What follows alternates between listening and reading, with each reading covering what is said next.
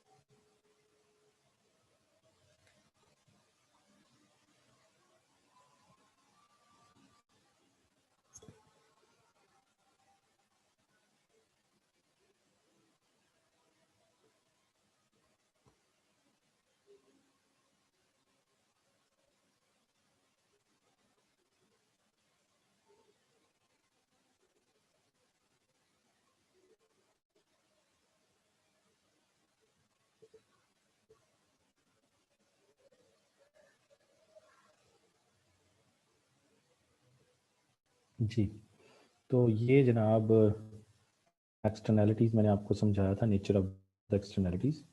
तो इसमें फिर हम लोगों ने एक्सटर्नैलिटीज़ इन प्रोडक्शन और कंजम्पशन भी डिस्कस किया था। तो बात ये है कि एक्सटर्नैलिटी जो है,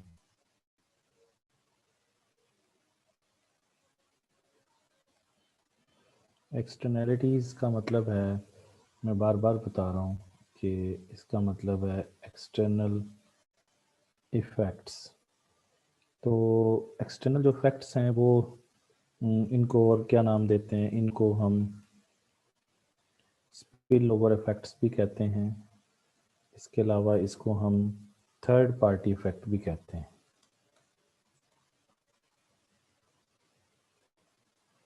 थर्ड पार्टी इफेक्ट इसलिए कहते हैं कि एक्चुअली एक पार्टी तो है प्रोड्यूसर, जिसको आप सेलर भी कहते हैं, ठीक है ना जी? और दूसरी पार्टी जो है वो कंज्यूमर है, जिसको आप बायर भी कहते हैं। ये तो दो पार्टीज जब इन्वॉल्व होती हैं तो बन जाती है मार्केट, तो ये तो कोई मसला नहीं है। लेकिन इन दोनों की वजह से, या प्रोड्यूसर की वजह से या कंज्यूमर की वजह से, अगर किसी तीसरे बंदे को फायदा या नुकसान पहुंचे तो वो फिर बन जाती है एक्सटर्नैलिटीज। यानी इनके प्रोड्यूसर के किसी अमल की वजह से या कंज्यूमर के किसी अमल की वजह से, कंज्यूमर का किसी अमल का मतलब उसकी कंजम्पशन की वजह से, और प्रोड्यूसर की प्रोडक्शन की वजह से किसी किसी भी तीसरे बंदे को जो है वो फायदा पहुंचे तो उसे एक्सटर्नल बेनिफिट कहते हैं, और किसी को नुकसान पहुंचे तो उसे एक्सटर्नल कॉस्ट कहते हैं। तो ये इसी वजह से इसको थर्ड पार्टी इफेक्ट्स भी कहते हैं, क्योंकि इसमें मार्केट इन्वॉल्व नहीं होती है। मार्केट जब इन्वॉल्व होती है तो एक्चुअली उसका ताल्लुक सिर्फ इंटरनल बेनिफिट से है, मार्केट का ताल्लुक, और इंटरनल कॉस्ट से है। यानी इंटरनल बेनिफिट और इंटरनल कॉस्ट से मार्केट का ताल्लुक है। इंटरनल का मतलब मैंने पहले भी समझाया था कि प्राइवेट है, तो प्राइवेट बेनिफिट और प्राइवेट ही कॉस्ट से ताल्लुक है मार्केट का। लेकिन अगर जहाँ लेकिन इन दोनों पार्टीज की किसी भी इसकी प्रोडक्शन की वजह से और इसकी कंजम्पशन की वजह से अगर किसी तीसरे बंदे को, थर्ड पर्सन को, यानी थर्ड पर्सन कोई भी हो सकता है, थर्ड पर्सन इफेक्ट होता है या इसकी वजह से या इसकी वजह से, तो वो इफेक्ट कैसे होगा? वो इफेक्ट दो तरह से ही होगा कि इस थर्ड पर्सन को या तो फायदा मिलेगा या नुकसान मिलेगा, इसकी प्रोडक्शन की वजह से या इसकी कंजम्पशन की वजह से। तो फिर उसको हम एक्सटर्नल बेनिफिट या एक्सटर्नल कॉस्ट कहेंगे और एक्सटर्नैलिटीज कहेंगे उसको। ठीक है ये बात? अच्छा, जैसे मैंने आपको एग्जांपल दी थी कि एक वो जो धुआं एक उड़ता उड़ता है, उसकी वजह से पूरी सोसाइटी को बर्दाश्त करना पड़ता है उसकी वजह से। ठीक है ना जी? तो अब ये है कि इसको हम ग्राफ की मदद से समझते हैं, लेकिन उससे पहले फिर दोबारा से समझ लीजिए जो हमने कल पढ़ा था, पिछले लेक्चर पढ़ा था कि एक्सटर्नैलिटी क्या है। ये देखें, इसमें आपको बताया था कि एक्सटर्नैलिटी क्या है। एक्सटर्नल कॉस्ट और एक्सटर्नल बेनिफिट को कहते हैं एक्सटर्नैलिटी। इन दोनों को क्या कहते हैं? एक्सटर्नैलिटी कहते हैं। तो इसका मतलब ये है कि यहाँ से अगर हम चाहें तो मैंने ये कैलकुलेट करके भी दिखाया था आपको कि यहाँ से एक्सटर्नल कॉस्ट भी कैलकुलेट कर सकते हैं और एक्सटर्नल बेनिफिट भी आप लोग कैलकुलेट कर सकते हैं। एक्सटर्नल कॉस्ट कैसे कैलकुलेट होगी वो कैलकुलेट करें ज़रा अगर, तो क्या होगा एक्सटर्नल, ये कल का लेक्चर याद करें। एक्सटर्नल कॉस्ट क्या होगी? Social cost, social cost minus private cost, है ना, माइनस प्राइवेट कॉस्ट, क्योंकि ये जो प्राइवेट कॉस्ट है ये उधर जाके माइनस हो जाएगी। और इसी तरीके से एक्सटर्नल बेनिफिट हम अगर कैलकुलेट करना चाहें, एक्सटर्नल बेनिफिट, तो एक्सटर्नल बेनिफिट का क्या फार्मूला होगा? एक्सटर्नल बेनिफिट का फार्मूला होगा सोशल बेनिफिट, इसी फार्मूले से निकाल रहे हैं value, social benefit minus private benefit, private benefit.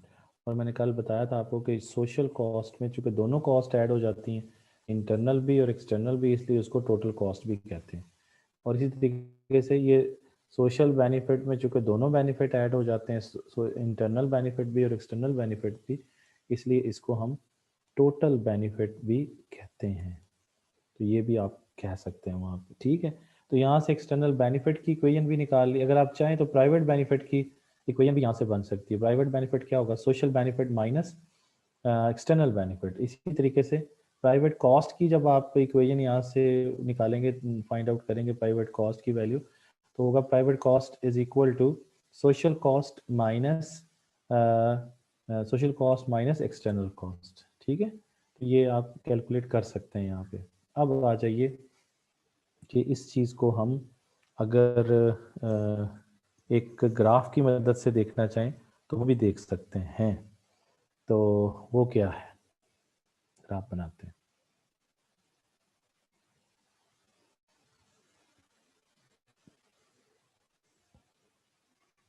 तो यहाँ पर price,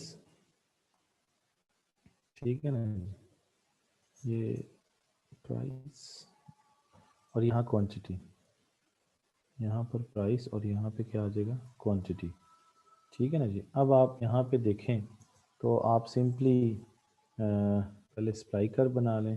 this is the supply curve और this one is the demand curve, ये डिमांड कर्व है। और सिंपली जो मार्केट इक्विलिब्रियम हो रहा है वो यहाँ पे हो रहा है, इस जगह पे, एट दिस पॉइंट। इसको आप इक्विलिब्रियम 1 का नाम दे दीजिए। और यहाँ पे जो क्वांटिटी आ रही है वो फर्ज कर लीजिए y है, OY। और यहाँ पे जो प्राइस आ रही है उसको आप प्राइस का नाम दे दें, इसको कह दें PY। समझ गए बात? तो ये क्वांटिटी के मुताबिक। अब क्या होता है, अब ये होता है कि आप देखें कि ये जो ये सिंपल क्या है, ये सिंपल मार्केट इक्विलिब्रियम है। और मार्केट इक्विलिब्रियम में मैंने अभी आपको समझाया था कि दो किस्म की पार्टीज इन्वॉल्व हैं। कौन कौन सी दो पार्टीज इन्वॉल्व हैं? एक कंज्यूमर्स हैं और दूसरी तरफ कौन है, प्रोड्यूसर्स हैं। ये दो पार्टीज इन्वॉल्व हैं। और जो कंज्यूमर की अपनी बेनिफिट हैं और कॉस्ट है प्राइवेट, और ये भी प्राइवेट क्या है, इसकी कॉस्ट। इस तरह प्रोड्यूसर की भी प्राइवेट क्या है, बेनिफिट है, और प्राइवेट ही क्या है, कॉस्ट है। तो मार्केट सिस्टम चल ही प्राइवेट बेनिफिट और कॉस्ट पे रहा होता है। अब इसका मतलब ये है कि इसके अंदर, इस सप्लाई के अंदर, सप्लाई का ताल्लुक किससे होता है? सप्लाई का ताल्लुक जो होता है वो कॉस्ट से होता है, क्योंकि सप्लाई का डिटर्मिनेंट है कॉस्ट। तो इसका मतलब ये, और डिमांड का ताल्लुक बेनिफिट से होता है, ये भी ज़हन में रखें। सप्लाई का ताल्लुक किससे होता है? सप्लाई का ताल्लुक कॉस्ट से होता है। और डिमांड का ताल्लुक किससे होता है? हम लोग कंज्यूमर हैं तो हम डिमांड क्यों करते हैं? जब हमें कोई बेनिफिट नज़र आता है तो हम डिमांड करते हैं। तो supply is related with cost and demand is related with benefit, ये ज़हन में रखें। अब कॉस्ट की जब हम बात करेंगे या बेनिफिट की बात करेंगे तो हमें पता है कि कॉस्ट और बेनिफिट भी फिर दो दो तरह के होते हैं। एक जो है वो प्राइवेट बेनिफिट होता है, एक प्राइवेट कॉस्ट होती है, इस तरह फिर सोशल बेनिफिट होता है और सोशल कॉस्ट होती है। तो ये हमें ऊपर अब जो इक्वेशन पढ़ी उससे हमें पता चल गया। लेकिन यहाँ पर जो सप्लाई और डिमांड कर्व बने हुए हैं ना, ये एक्चुअली प्राइवेट बेनिफिट और प्राइवेट कॉस्ट के ऊपर बने हुए हैं। इसके अंदर यानी सिर्फ प्राइवेट कॉस्ट शामिल है। अब अगर हम फर्ज करें कि कॉस्ट बढ़ जाती है, किसकी वजह से? एक्सटर्नैलिटी की वजह से। यानी एक्सटर्नैलिटी की वजह से कॉस्ट बढ़ जाती है, तो क्या होगा? ये आपके सामने सिचुएशन है। यानी अगर हम प्राइवेट कॉस्ट सिर्फ कंसिडर करें तो फिर एस कर्व है। और अगर हम सोशल कॉस्ट कंसिडर करें तो सोशल कॉस्ट की इक्वेशन आपके सामने है। सोशल कॉस्ट होती है private cost plus external cost, याद है ना, एक्सटर्नल कॉस्ट। तो इसका मतलब ये है कि अगर हमें ये जो सप्लाई कर्व हमें शो कर रहा है ना, ये सिर्फ प्राइवेट कॉस्ट को शो कर रहा है, प्राइवेट कॉस्ट को शो कर रहा है। तो अगर हम, यानी इसको शो कर रहा है, अगर हम इसमें एक्सटर्नल कॉस्ट भी ऐड कर लें तो फिर क्या बन जाएगी? Social cost. और जब हम एक्सटर्नल कॉस्ट ऐड करेंगे तो एक्सटर्नल कॉस्ट ऐड करने का मतलब है एक्सटर्नैलिटी ऐड कर ली है। तो क्या होगा? आपकी जो एक्सटर्नल कॉस्ट ऐड करने के वजह से आपकी जो टोटल कॉस्ट है, ये एक्चुअली ये क्या है? ये आपकी टोटल कॉस्ट है। तो टोटल कॉस्ट क्या हो जाएगी? वो आपकी टोटल कॉस्ट जो होगी वो आपकी इन दोनों का सम की सूरत में आएगी। और जब आपने पहले प्राइवेट कॉस्ट सिर्फ लिया हुआ था तो आपकी एक्सटर्नल कॉस्ट फर्ज कर लें वहाँ पे ज़ीरो थी, तो फिर सोशल कॉस्ट ही प्राइवेट कॉस्ट थी, क्योंकि एक्सटर्नल कॉस्ट एग्जिस्ट नहीं करती थी। लेकिन अगर एक्सटर्नल कॉस्ट एग्जिस्ट करती है तो फिर आपका जो सोशल कॉस्ट कर्व होगा वो इससे ऊपर बनेगा। ये सप्लाई जो होगी वो अपवर्ड शिफ्ट कर जाएगा। इसका मतलब ये जो सप्लाई कर्व अब हमने फाइंड किया है ये आपकी private cost plus social cost दोनों को लेके चल रहा है। ये सिर्फ प्राइवेट कॉस्ट को लेके चल रहा था। तो private cost plus social cost का मतलब ये है कि ये ये थोड़ा गलत लिख लिया। प्राइवेट कॉस्ट और ये एक्सटर्नल कॉस्ट दोनों को ऐड कर लेगा। प्राइवेट कॉस्ट और एक्सटर्नल कॉस्ट दोनों को ऐड कर लेगा। तो प्राइवेट कॉस्ट और एक्सटर्नल कॉस्ट दोनों को ऐड करेंगे तो फिर ये सोशल कॉस्ट बन जाएगी। ये सोशल कॉस्ट बन जाएगी। इसका मतलब ये है कि इसके अंदर सिर्फ प्राइवेट कॉस्ट शामिल है, लेकिन इसके अंदर प्राइवेट कॉस्ट के साथ साथ एक्सटर्नल कॉस्ट भी शामिल हो गई, जिसकी वजह से आपकी सप्लाई जो है बढ़ जाएगी या कम हो जाएगी।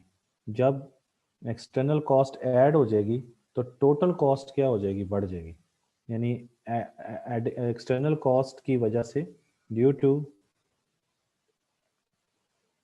एक्सटर्नल कॉस्ट सोशल कॉस्ट आपकी क्या हो जाएगी, वो बढ़ जाएगी। मीनिंग दैट आपकी टोटल कॉस्ट क्या हो जाएगी, बढ़ जाएगी। और जब टोटल कॉस्ट बढ़ती है तो सप्लाई बढ़ जाती है या कम हो जाती है? सप्लाई पे क्या फर्क पड़ेगा कॉस्ट के बढ़ने से? सप्लाई कम हो जाती है। और जब सप्लाई कम होगी तो that would be actually fall in supply. तो सप्लाई क्या कर जाएगी, फॉल करेगी।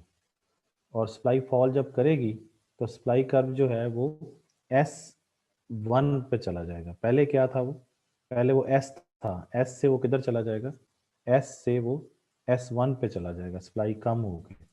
ये बात समझ आई कि सप्लाई कर्व क्यों इनवर्ड चला गया है। यानी सप्लाई कर्व जो है वो आपके सामने शिफ्ट कर गया है। और सप्लाई कर्व के शिफ्ट होने की वजह क्या है, वो सोशल कॉस्ट का बढ़ना। तो ये आपके सामने अब जो इक्विलिब्रियम हो रहा है वो अब यहाँ पे हो रहा है।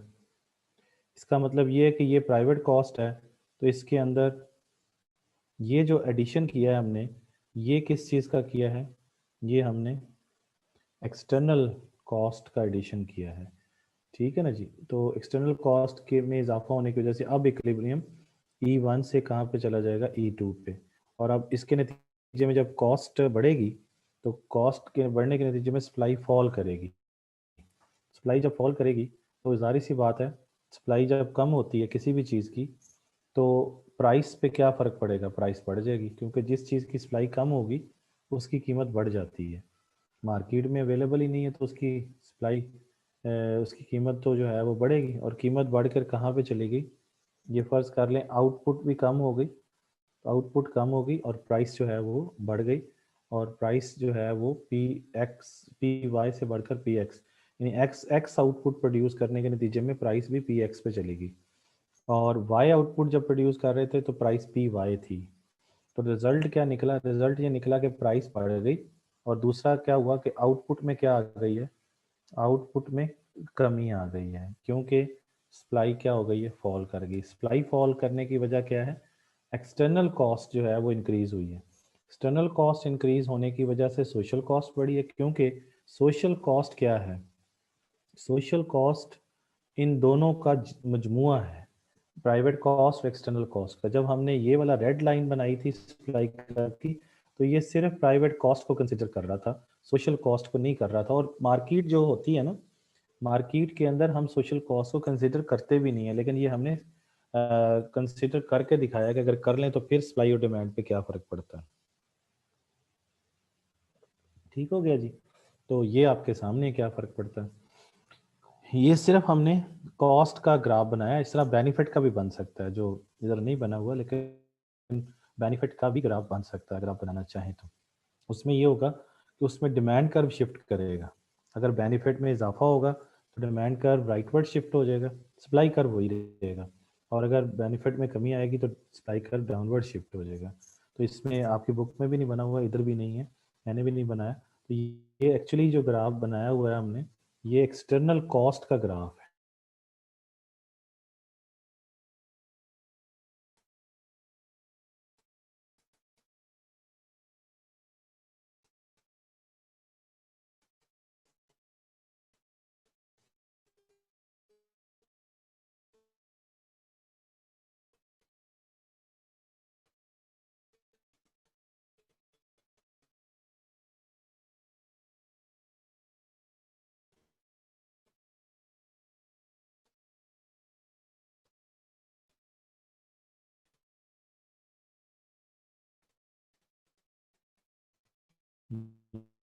ये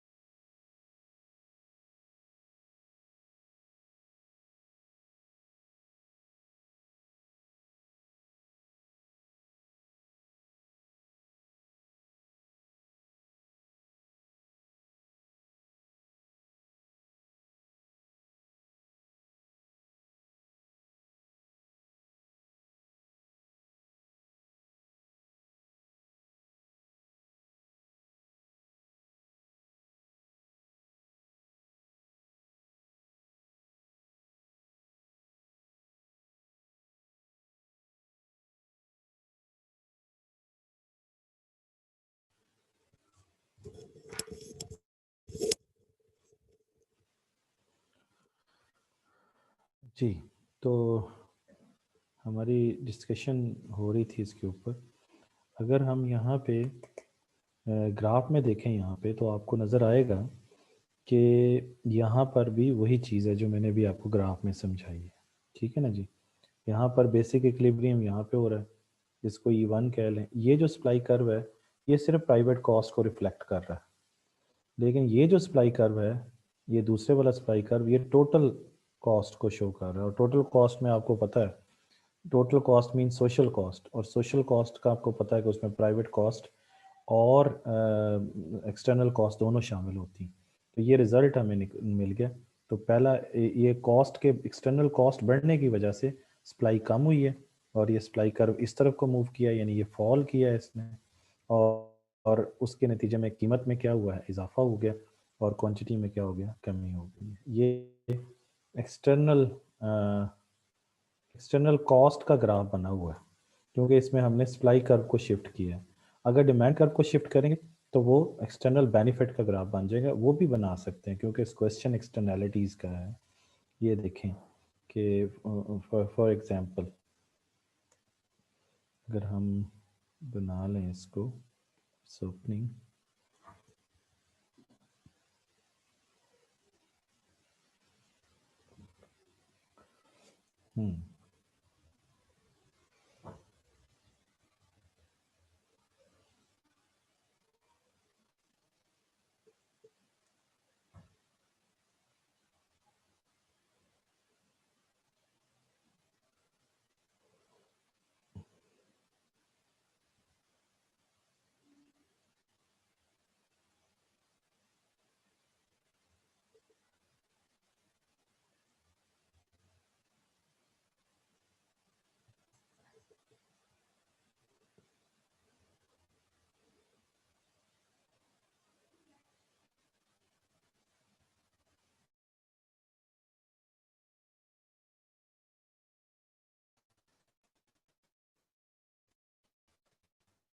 दोबारा से ग्राफ जो है ना इसका हम लोग देखते हैं, ये भी आ जाता है आपके सामने।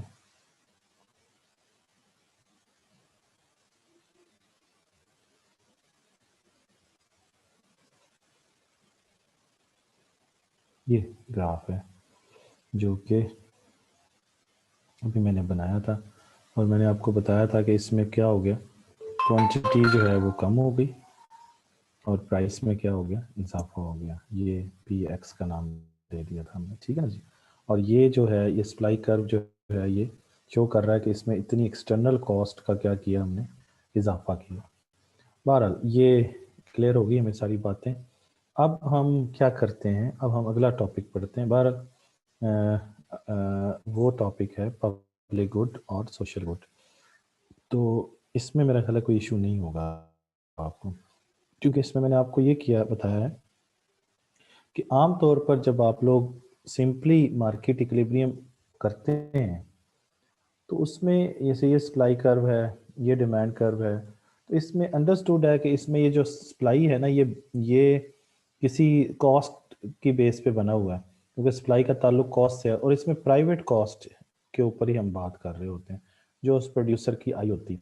और ये जो बेनिफिट होता है ना इसमें प्राइवेट बेनिफिट ही होता है, ये हम बताते नहीं हैं उस पर, लेकिन अब बताना पड़ गया कि जब हम सोशल को भी इसमें कंसिडर करना शुरू कर देते हैं, सोशल कॉस्ट को, मतलब एक्सटर्नल कॉस्ट को भी, या एक्सटर्नल बेनिफिट को हम अगर कंसीडर करना शुरू कर देते हैं।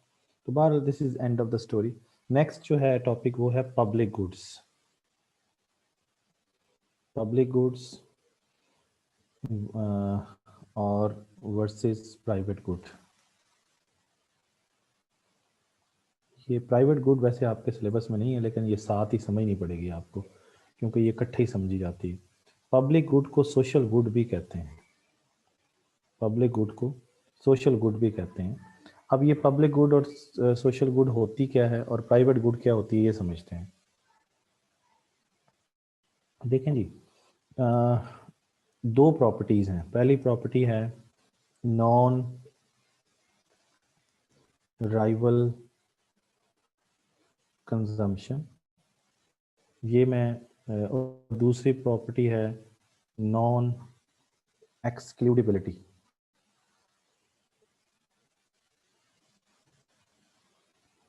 नॉन एक्सक्लूडेबिलिटी ये मैं आपको बता रहा हूँ गुड की सोशल गुड की दो प्रॉपर्टीज। इसी तरीके से जो प्राइवेट गुड है, प्राइवेट गुड की भी दो प्रॉपर्टीज हैं। पहली प्रॉपर्टी है राइवल कंजम्पशन और दूसरी प्रॉपर्टी है एक्सक्लूडेबिलिटी। एक्सक्लूडेबिलिटी, ठीक हो गया जी। तो ये दो हमारे पास गुड्स हैं, एक सोशल गुड और एक क्या है, प्राइवेट गुड। दोनों की दो दो प्रॉपर्टीज हैं और देखें मिलती जुलती हैं। इसमें राइवल कंजम्पशन है, इसमें नॉन राइवल कंजम्पशन है, इसमें एक्सक्लूडेबिलिटी है, इसमें नॉन एक्सक्लूडेबिलिटी है। अब इनको समझते हैं, इसका क्या मतलब है। सबसे पहले मैं आपको राइवल कंजम्पशन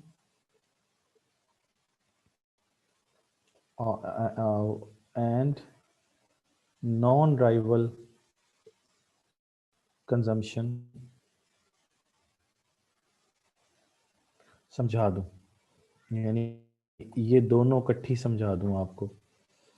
इसमें ये होता है जी, फर्ज कर लें कि एक गुड है एक्स, और इफ एक्स जो गुड है वो ए शख्स यूज करता है, ए वो उसकी क्वांटिटी में इजाफा करता है, और जो क्वांटिटी ऑफ एक्स है वो फॉर अदर्स क्या रहती है, वो सेम रहती है, रिमेन्स सेम। तो इस चीज को हम कहते हैं non rival consumption. Non rival consumption, ये पहली बात है।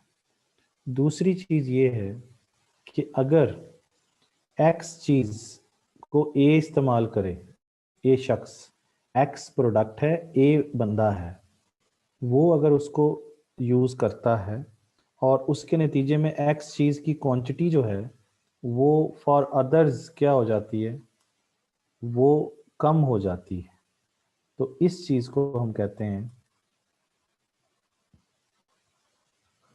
Rival consumption. तो ये बात समझ आई आपको या नहीं आई? राइवल कंजम्पशन और नॉन राइवल कंजम्पशन में क्या फर्क है? राइवल का मतलब होता है दुश्मनी होना। आप किसी के दुश्मन कब बनेंगे?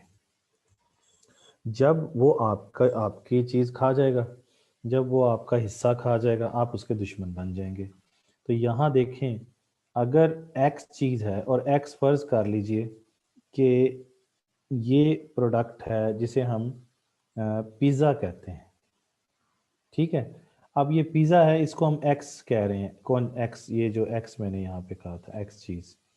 अब ए शख्स जो है वो आता है, ए पर्सन, और इसमें से इतना पिज़्ज़ा खा जाता है, खा गया। तो बाकियों के लिए कम पड़ गई या ज़्यादा रह गई है? कम रह गई ना। कितनी रह गई बाकी? बाकियों के लिए, बाकियों के लिए सिर्फ इतना पिज़्ज़ा रह गया, ये वाला हिस्सा, है ना।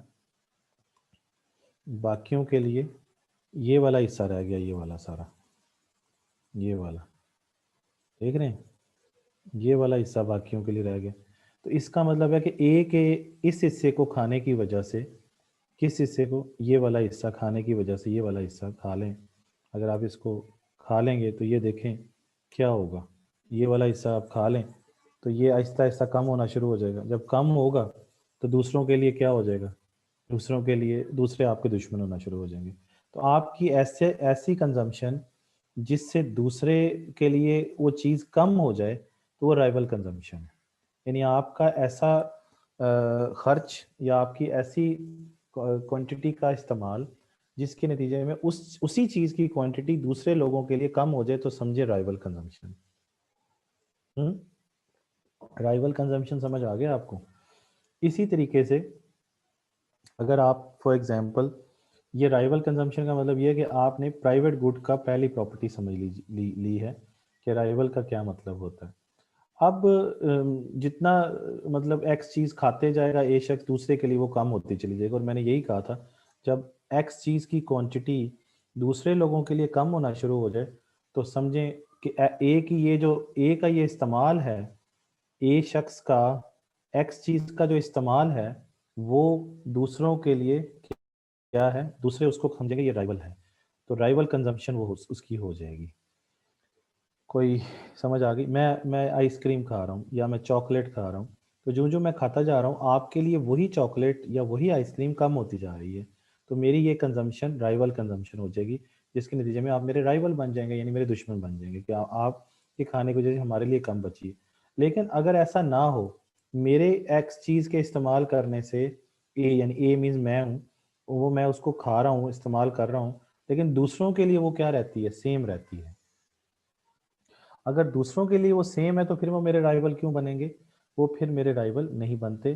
तो ऐसी कंजम्पशन को नॉन राइवल कंजम्पशन कहते हैं। अब इसकी एग्जांपल ले लीजिए नॉन राइवल कंजम्पशन की। जैसे फॉर एग्जांपल आप ये कहें कि एक पब्लिक पार्क है, ये पब्लिक पार्क है और इसमें ये क्या है? पार्क है। इसमें मैं हूँ ए और मैं अंदर चला जाता हूँ इसके, तो मेरे जाने की वजह से इसकी क्वांटिटी कम तो नहीं हो जाएगी? इतनी रहेगी जितनी दूसरों के लिए भी पार्क इतना ही रहेगा। ये देखें, इतना ही जितनी मैं बाउंड्री बता रहा हूँ, तो इसकी क्वांटिटी सेम रहेगी कि नहीं रहेगी? सेम रहेगी। इसमें मतलब मैं इधर आके घूम फिर रहा हूँ और मेरे इधर आने से दूसरों को कोई फर्क नहीं पड़ता। ये मैं इधर खड़ा हूँ, बी भी आ जाएगा तो फिर भी क्वांटिटी उतनी ही रहेगी। तो पार्क क्या है? पार्क की कंजम्पशन क्या बन जाएगी? वो राइवल जो है वो कंजम्पशन नहीं होगी, बल्कि नॉन राइवल होगी। इसी तरीके से रोड है। अब ये रोड की बात कर लें, तो रोड के अंदर क्या होगा? रोड के ऊपर आप भी गाड़ी लेके आ गए, मैं भी लेके आ गया हूँ, तो रोड छोटा तो नहीं हो जाएगा? रोड ने उतना ही रहना है, तो उसकी क्वांटिटी पर कोई फर्क नहीं पड़ेगा। बात समझ गए? जैसे ये रोड है अब रोड की क्वांटिटी यहाँ से लेके यहाँ तक है, हर जगह से एक जैसा है फॉर एग्जांपल, या जैसा भी है, ये इसकी बाउंड्री है रोड की। अब इसमें मैं हूँ, मैं आ रहा हूँ, ये ए शख्स आ रहा है, तो उसकी क्वांटिटी तो उतनी रहनी है। बी भी आ रहा है इधर से, क्वांटिटी सबके लिए क्वांटिटी सेम है। तो इसका मतलब रोड का ये इस्तेमाल जो है ये नॉन राइवल है, इससे किसी को कोई किसी दूसरों के लिए उस रोड की क्वांटिटी में कमी नहीं आई है। कंजेशन हो जाना और चीज़ है, कंजेशन का मतलब है घुटन हो जाना, रश हो जाना और चीज़ है, लेकिन क्वांटिटी तो सेम है ना, क्वांटिटी तो कम नहीं बढ़ी ना, क्वांटिटी तो उतनी की उतनी है। ये तो नहीं है कि मैं आया हूँ तो रोड दूसरों के लिए रोड मतलब मैं अंदर दाखिल हूँ तो रोड छोटा हो गया, इतना हो गया, ये इतना हो गया, ऐसा तो नहीं है ना, रोड तो उतना ही रहा है, ये देखें तो इतना ही रहेगा रोड जितना है, छोटा नहीं हुआ, छोटा होता तो राइवल होता, क्योंकि क्वांटिटी तो सबके लिए सेम है, समझ गए। तो इसका मतलब ये है कि ये दोनों जो एग्जांपल मैंने आपको दी हैं ये नॉन राइवल कंजम्पशन की हैं। और इसी तरीके से आप देखें एक नॉन राइवल कंजम्पशन की एक और एग्जांपल देखें, ये तो मैंने रोड की एग्जांपल दी है।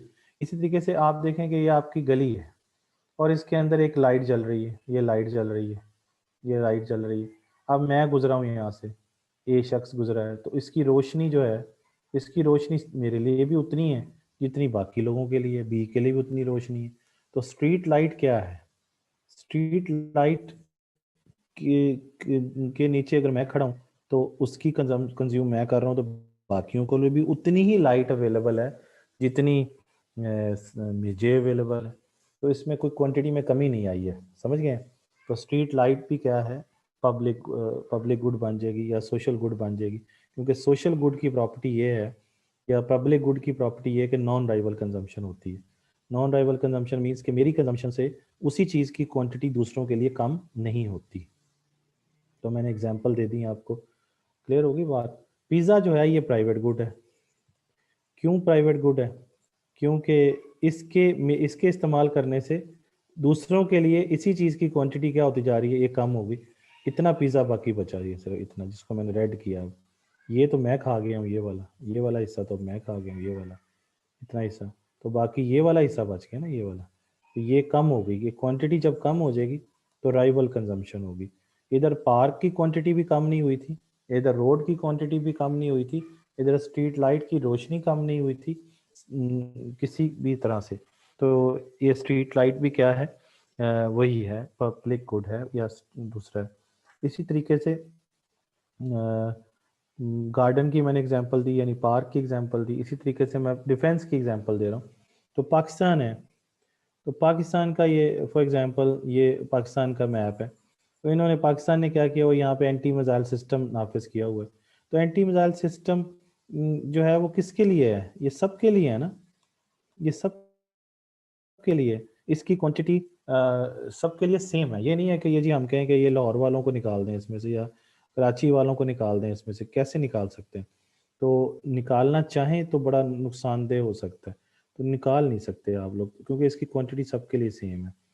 तो जब सेम रहेगी क्वांटिटी सबके लिए, तो वो समझें कि वो कौन सी गुड है, वो पब्लिक गुड है, क्योंकि ये पब्लिक गुड की प्रॉपर्टी है, या सोशल गुड भी कहते हैं उसको, क्या कहते हैं, सोशल गुड। और जब राइवल कंजम्पशन हो जाएगी, तो राइवल कंजम्पशन का मतलब है कि वो गुड कौन सी बन गई है, वो गुड प्राइवेट गुड बन गई है। जो मैंने दो दो प्रॉपर्टीज आपको दोनों की पहली पहली प्रॉपर्टी आपको समझा दी, राइवल कंजम्पशन प्राइवेट गुड की पहली करेक्टरिस्टिक है, और नॉन राइवल कंजम्पशन जो है वो सोशल गुड की करेक्टरिस्टिक है। समझ गए ये बात। अच्छा, अब ये है कि हमने ये देखना है कि इसमें दूसरी प्रॉपर्टी को हम लोग चेक करते हैं। दूसरी प्रॉपर्टी क्या है, दूसरी प्रॉपर्टी है दूसरी प्रॉपर्टी है नॉन एक्सक्लूडेबिलिटी या एक्सक्लूडेबिलिटी। लेकिन दूसरी प्रॉपर्टी पढ़ने से पहले आपको एक और बात बता दूं कि जो राइवल या नॉन राइवल का लफ्ज़, अगर राइवल नहीं लिखना आपने तो राइवल की जगह डिमिनिशेबल भी कह सकते हैं, यानी नॉन राइवल कंजम्पशन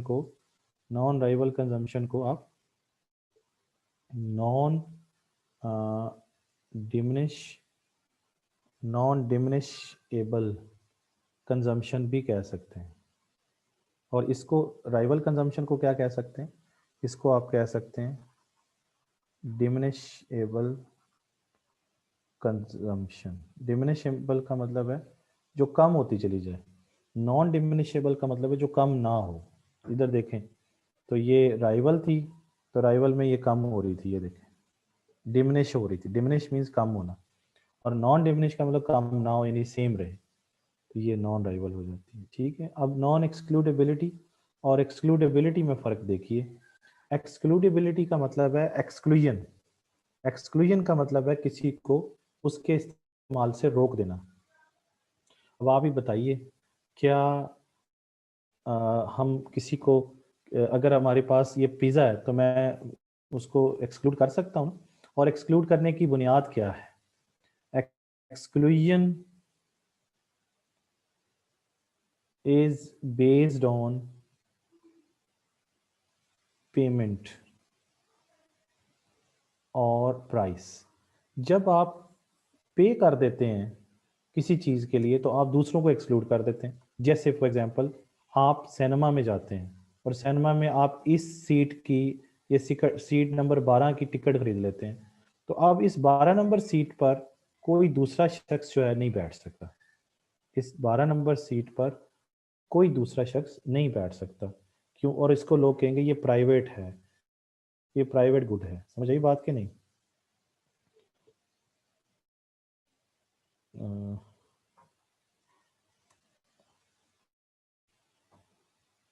ये स्क्रीन सही आ रही है आप लोगों को या नहीं आ रही?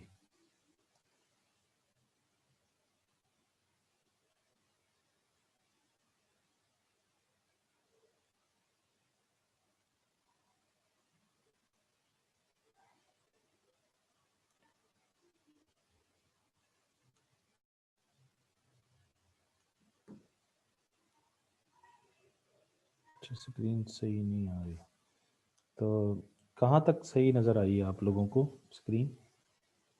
ज़रा मैसेज कीजिएगा।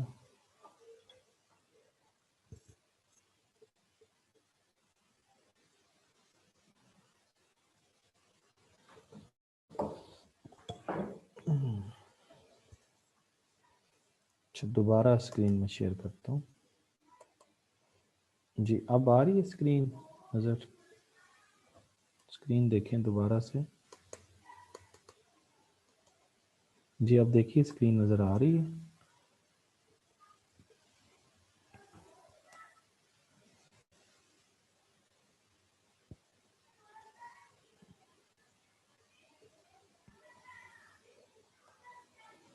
आप मुझे प्लीज़ जवाब दीजिए, स्क्रीन नज़र आ रही है या नहीं है? अच्छा, अब आ रही, अब नज़र आ रही है? अच्छा, आ रही है। जी ठीक है, ठीक है जी। तो अब मेरा ख्याल है कि मुझे अब नहीं पता कि कहाँ तक स्क्रीन नज़र नहीं आई, तो बहरहाल दोबारा से देख लेते हैं इसको, दोबारा से देख लेते हैं।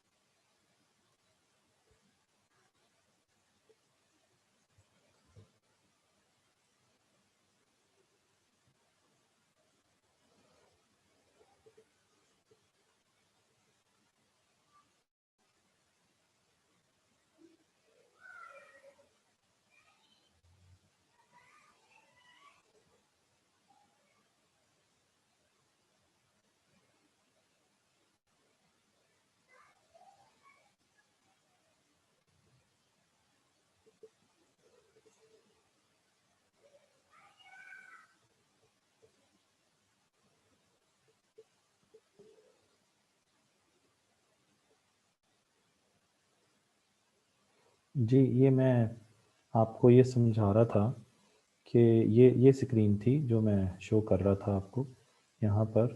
आई थिंक ये शायद आपको अब नज़र आ जाए कि पब्लिक गुड और असल में मैंने आप पब्लिक गुड और प्राइवेट गुड समझा रहा था आप लोगों को। तो सोशल गुड की मैंने दो प्रॉपर्टीज़ बताई हैं, non rival consumption, non excludability, और प्राइवेट गुड की भी दो प्रॉपर्टीज़ मैंने बताई हैं, राइवल कंजम्पशन और एक्सक्लूडेबिलिटी। तो राइवल का मतलब है कि आपके इस्तेमाल करने की वजह से, जैसे आप ए शख्स हैं और आप एक्स चीज़ को इस्तेमाल कर रहे हैं, तो आपके एक्स के इस्तेमाल करने से एक्स की क्वांटिटी अगर बाकियों के लिए सेम रहे तो फिर वो आपके दुश्मन नहीं बनेंगे, राइवल नॉन राइवल होगा या नॉन डिमिनिशेबल होगा। और अगर आप ए शख्स के इस्तेमाल से एक्स चीज़ की क्वांटिटी के इस्तेमाल से एक्स चीज़ की क्वांटिटी दूसरों के लिए कम होना शुरू हो जाए तो फिर वो राइवल हो जाएंगे, दुश्मन बन जाएंगे। जैसे मैंने अभी आपको ये बताई कि ये प्राइवेट गुड की पहली प्रॉपर्टी है राइवल कंजम्पशन, और ये नॉन राइवल कंजम्पशन जो है वो सोशल गुड की पहली प्रॉपर्टी है। और फिर मैंने एग्जांपल्स आपको बताई कि पिज़्ज़ा जो है वो उसकी कंजम्पशन है कि अगर मैं पिज़्ज़ा खाना शुरू कर दूं तो ये वाला हिस्सा जो है मैं खा जाऊं तो क्या होगा, जो जो मैं खाता जाऊंगा इसकी जो कंजम्पशन है वो क्या होती है, ये देखें मैं खाता जा रहा हूँ, इसकी क्वांटिटी क्या होती जा रही है, ये कम होती जा रही है। किसके लिए? बाकी लोगों के लिए। तो बाकी पिज़्ज़ा कितना बच जाएगा, इतना बच जाएगा, आपके सामने कितना बच गया। तो इसका मतलब ये है कि इतना हिस्सा जो पिज़्ज़े का है ये मैं खा चुका हूँ, ये वाला। तो इसकी क्वांटिटी कम हुई है कि नहीं हुई? तो ये वाली मेरी जो कंजम्पशन होगी ना, पिज़्ज़े की कंजम्पशन होगी, इसे राइवल कंजम्पशन कहेंगे, क्योंकि इसके पिज़्ज़े के इस्तेमाल से, मेरे इस्तेमाल से आप लोगों के लिए पिज़्ज़ा की क्वांटिटी कम होना शुरू हो गई है। लेकिन पार्क की एग्जांपल दी मैंने कि पार्क की क्वांटिटी में कोई फ़र्क नहीं पड़ा। पार्क की क्वांटिटी उतनी ही रही है जितनी मैं अब शो कर रहा हूँ बॉर्डर से। रोड की क्वांटिटी उतनी रही है मेरे आने से या आपके आने से। इस तरह स्ट्रीट लाइट की रोशनी उतनी रही है मेरे आने से या आपके आने से। और डिफेंस की मैंने एग्जांपल दी। इस तरह से लाइट हाउस होता है, अगर आपने कभी समंदर का सफ़र किया हो, कराची वाले लोग जल्दी बेहतर समझ जाएंगे इस बात को कि लाइट हाउस होता है जो जो दरियाओं अपना समंदर के अंदर ऐसे लाइट हाउस होता है। ये पूरा समंदर है तो इसके अंदर जहाज़ जो होते हैं उनको रोशनी रास्ता बताता है कि इधर मुड़ना है या इधर मुड़ना है।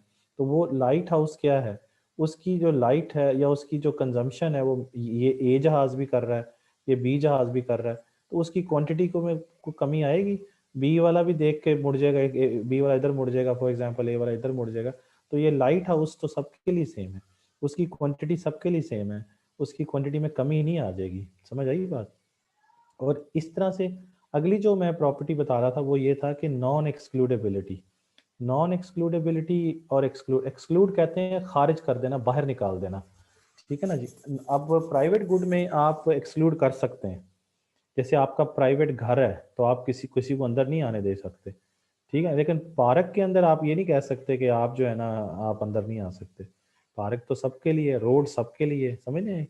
रोड पे लाइट जो लगी हुई है सबके लिए है, वो प्राइवेट नहीं है, वो सोशल है। तो इसका मतलब ये हुआ कि जहाँ पर आप किसी को एक्सक्लूड ना कर सकते हो वो सोशल गुड होती है, या उसको क्या कहते हैं, पब्लिक गुड कहते हैं। सोशल गुड और पब्लिक गुड क्या है, एक ही बात है। सोशल गुड और पब्लिक गुड एक ही बात है। तो उसमें आप किसी को एक्सक्लूड नहीं कर सकते। लेकिन प्राइवेट गुड में आप एक्सक्लूड कर सकते हैं। और एक्सक्लूड की बेस क्या है, मैंने भी आपको बताई कि एक्सक्लूड की बेस जो है वो कीमत है। अब आपने सिनेमा में 12 नंबर टिकट खरीद ली है तो आप 12 नंबर पे कोई और नहीं बैठ सकता, इसका मतलब वो एक्सक्लूड हो गया। तो लेकिन इसका मतलब ये है कि अगर आपने कोई भी चीज़ अगर आप पे कर देते हैं तो आप दूसरों को उसमें से एक्सक्लूड कर देते हैं। किसी भी चीज़ में अगर फॉर एग्जांपल आप सूट खरीदने के लिए गए हैं दुकान पे और आपने कहा ये मैंने ले लिया है, उसकी कीमत पे कर दिया, वो कोई दूसरा नहीं उसको ले सकता, तो आपने क्या किया, उसको एक्सक्लूड कर दिया उसमें से। और एक्सक्लूड किस तरह किया, बेस्ड ऑन प्राइस।